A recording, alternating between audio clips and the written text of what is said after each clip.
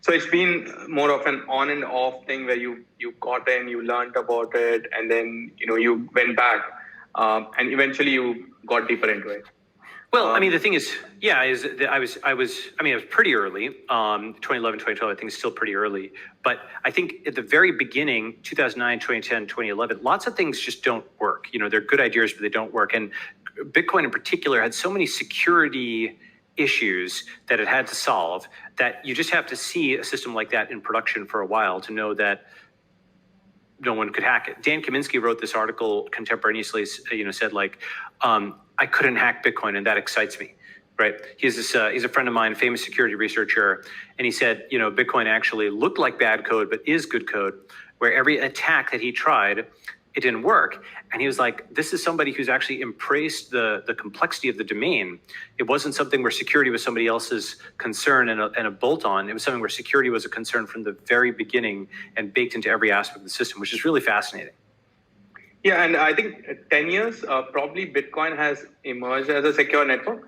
But one of the things we still hear, despite these many years, is the people calling it a bubble. And it's that narrative does not seem to die out.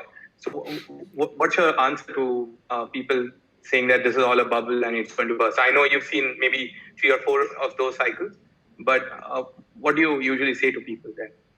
Well, I think people should actually, zoom out of crypto and take a look at, for example, the Gartner hype cycle or Carlota Perez's work on kind of innovation cycles through history, going all the way back to like railroads and earlier technologies.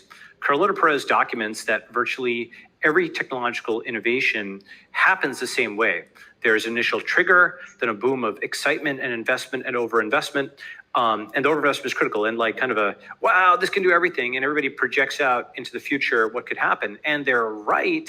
It's just that it takes some time to work out all the bugs. It's one thing to think at the high level, but working out all the details often takes years. And, I think Gates or somebody has this saying, which is the future is overestimated in the short run and underestimated in the long run.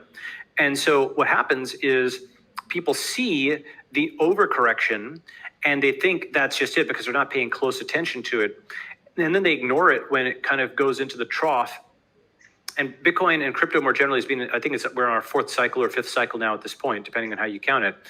And once you've been through one cycle and you've seen it come back, you realize it's more like the seasons, like spring, summer, winter, where every 4 years there's going to be another cycle, due in part to the halving and due to technological developments. And that just feels very different. It's like, is spring a bubble? It's going to come back.